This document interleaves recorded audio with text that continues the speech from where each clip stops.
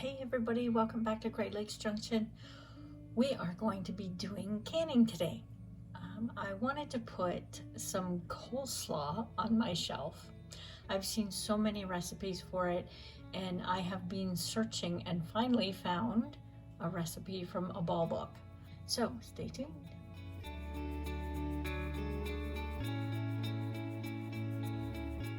This is the book we're working out of. If you have it, you can follow along. It's on page 328. The recipe actually called for 12 pounds of cabbage, which is way too much for us. So I'm splitting this in half. And it calls for, obviously, red cabbage. I have one red cabbage head here, and I have one green. So what I'm gonna do is, I am going to take the outer leaves off and get them washed up. And once that's done, I'm going to shred it and we'll weigh it. So we have the 6 pounds. I have a big bowl here that we can weigh and make sure that we have the right amount.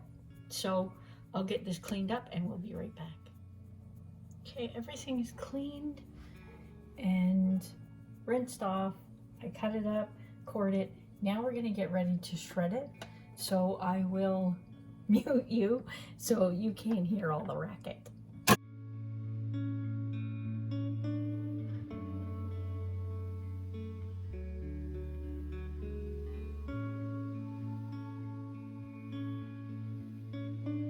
What we're gonna do now is we're gonna add 1/4 cup of salt. I know that sounds like a lot, but we're gonna add that and we're gonna mix it in there.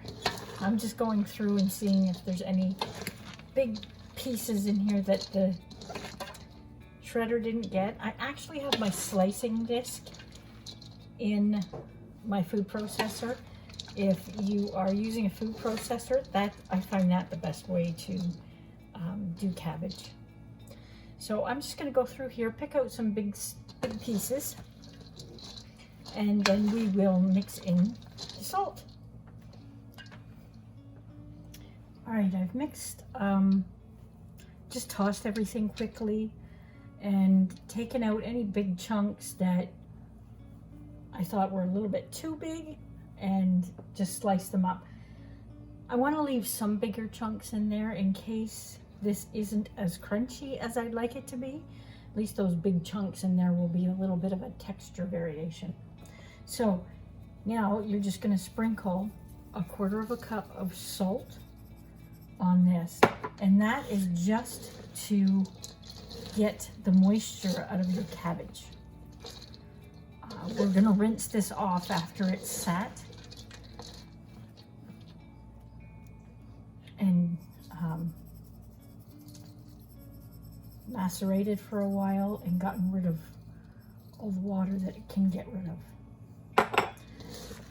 So the recipe is calling for this to sit for 24 hours, which seems like a long time.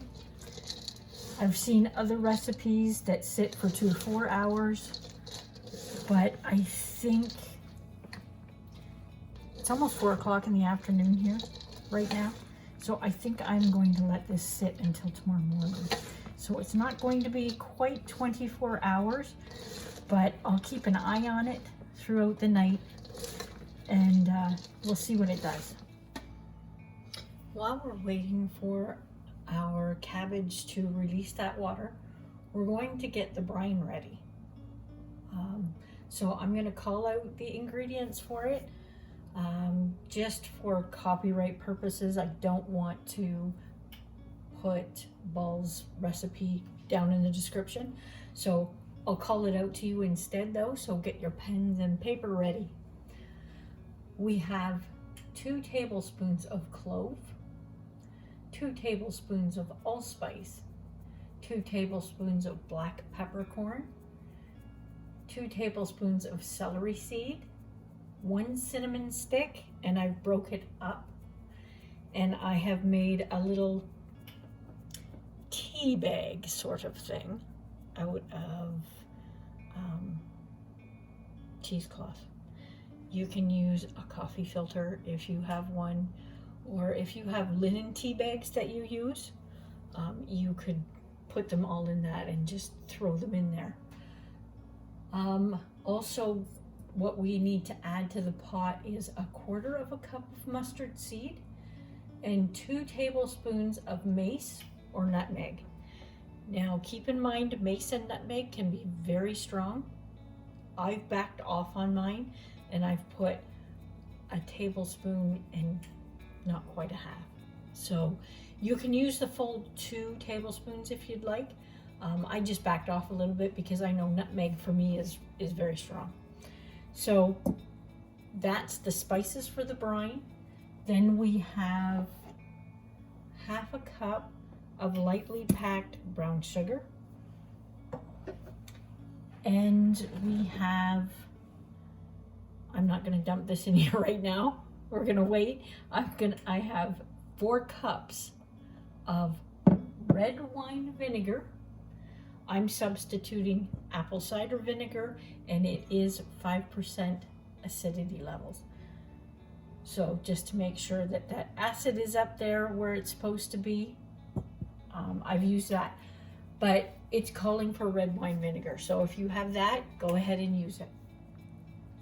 Okay, there's our cabbage, and you can see in the bottom the water that's come out of it. So what I'm gonna do is I'm gonna rinse this off really good because I want to get rid of that salt in there, and then we'll start packing them jars up. While this is draining, I'm gonna let it drain for a little bit to get the water out of it. While that's draining, get your jars all prepped up and get them sterilized in your canners while this is draining off, and then you'll be all ready to go.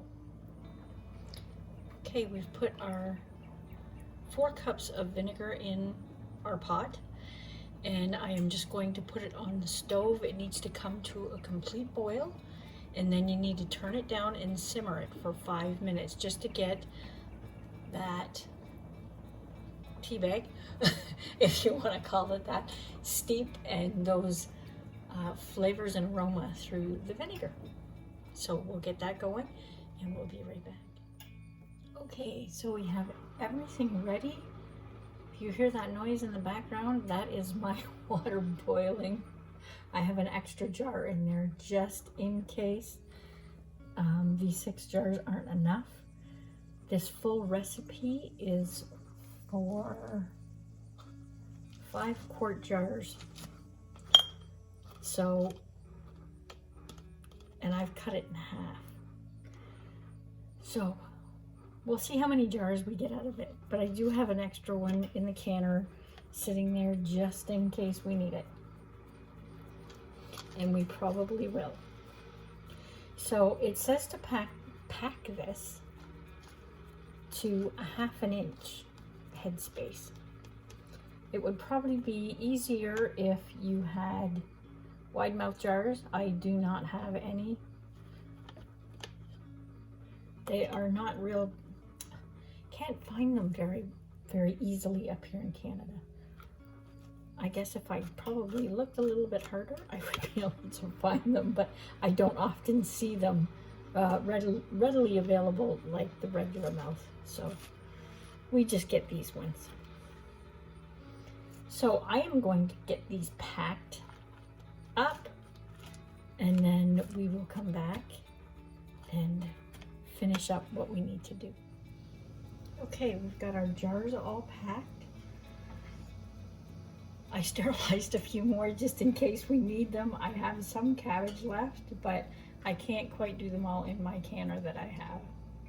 Actually, it's my stock pot, so we're just gonna fill this, and you want it to a 1/2 inch headspace.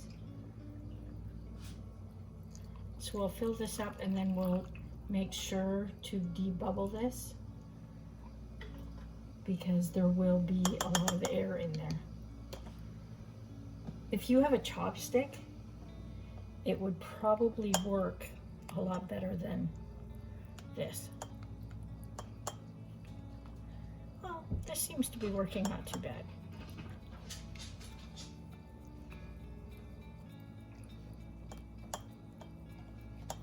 Make sure you debubble quite well, and get those air pockets all out.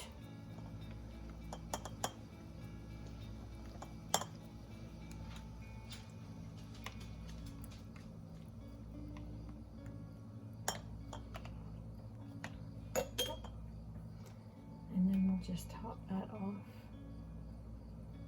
with a little bit more brine. Not too much. There. And then, because there's sugar in here, I'm going to wipe these off with vinegar. Make sure you get your tops cleaned right off. And I had my lid soaking in hot water.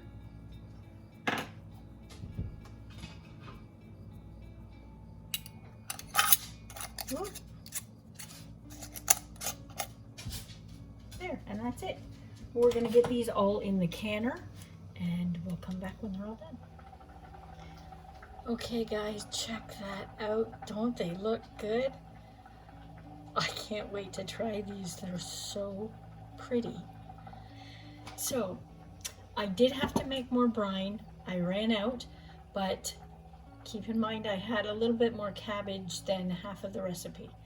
So if you're making this and you get a few extra jars, you're gonna have to make that little bit more brine.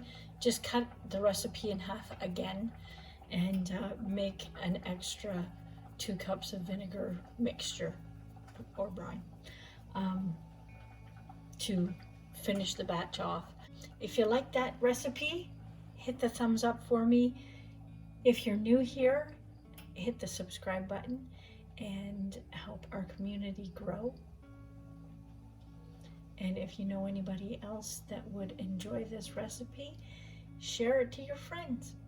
So until next time, thanks for watching and stay safe.